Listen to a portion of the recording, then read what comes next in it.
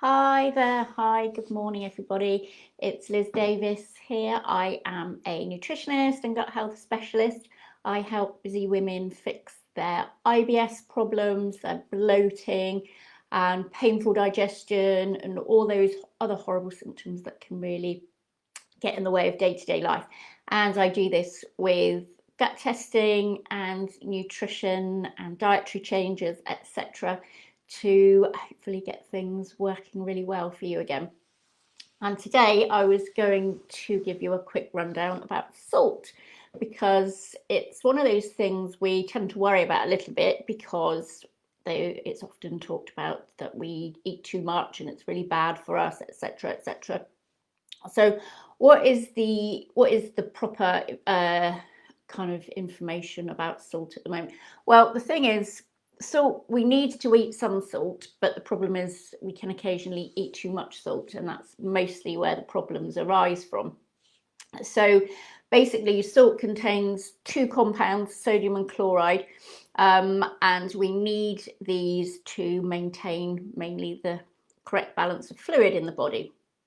And we need it to support muscle function and to make sure our nerves are transmitting properly as they should do. So basically, water follows salt. So where you've got salt, you get water, and also the reverse is true. So if you lose salt, you lose water as well. So if you're dehydrated, say if you've had you're an athlete and you've done lots of sport, or you've had sickness, diarrhea, anything like that, then you will get, quite bad symptoms as well. So you may get cramps, disorientation, and feel a bit dizzy or faint or whatever. So that would indicate to you that you need to get some more salt on board, and you can easily alleviate these symptoms by eating more salt, and they'll soon go away. So the main problem though is really with having too much salt, and this can put a big strain on the body. It can put a strain on the cardiovascular system and make you more prone to strokes, heart attacks, etc. So the main problem with salt though is that we don't know we're eating it a lot of the time. A lot of the time it's hidden, and it's hidden everywhere. It's hidden in pre-packaged foods mainly, so it's used for preserving. So it's hidden in breakfast cereals, bread, cheese, ham, things like gravy granules and stock are just plain salt. Cheese, Marmite, all the ready meals have got loads and loads of salt in. You wouldn't necessarily know was there. Sausages, etc. So there's quite a lot of foods there that contain a lot of salt that you're probably eating and don't really even realise. So how much salt should you eat?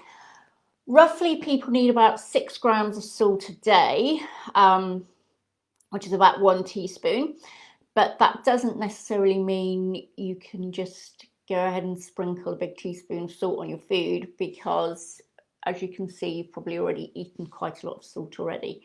So the best thing you can do if you need to cut down on your salt is try and minimize the amount of ready meals and pre-packaged foods that you're eating a day, because that's where the bulk of your salt will be. When you make your own food, you don't have, well, you can see exactly how much salt you're putting in, and you wouldn't be inclined to put quite so much as there is in ready meals, because it's there mainly for not just flavouring but preserving as well.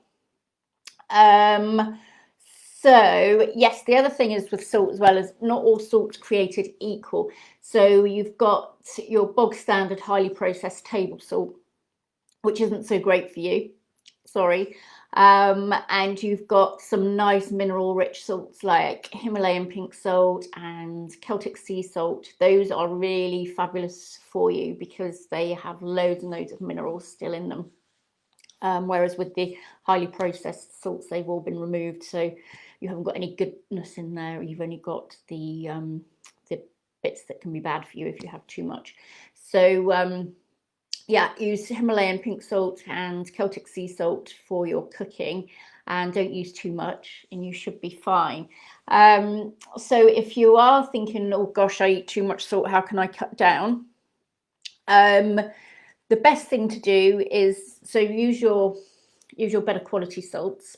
so the Himalayan or the sea salt, and then use different things to flavour your food as well. Use more pepper, spices, ginger, coriander, lemon, things like that will really help to give your food a good burst of flavour as well.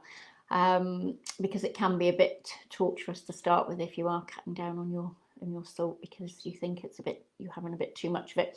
Okay, so I hope that helps, and if you do have any other questions or you would like to speak to me, then I shall pop a link to my diary in the comments, so do book yourself in for a free call so I can find out more about you. Okay, I'll see you next time. Bye.